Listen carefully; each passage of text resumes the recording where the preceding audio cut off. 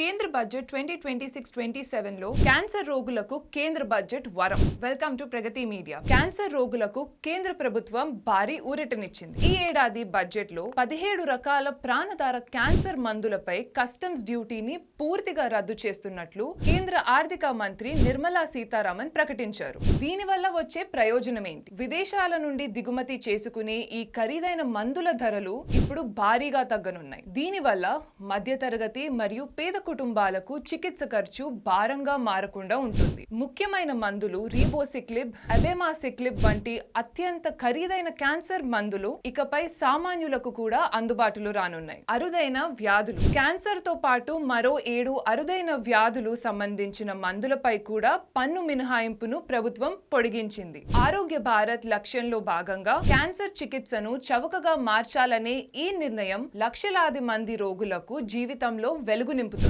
మొత్తానికి 17 cancer మందులపై 0 customs duty, చికిత్స ఖర్చుల్లో భారీగా తగ్గుదల, అరుదైన వ్యాధుల మందులకు పన్ను ఊరట, పేద మధ్యతరగతి రోగులకు మేలు. ఈ అంశాలపై మీ అభిప్రాయం కమెంట్స్ లో చెప్పండి. అలానే like, share and subscribe to Pragati media.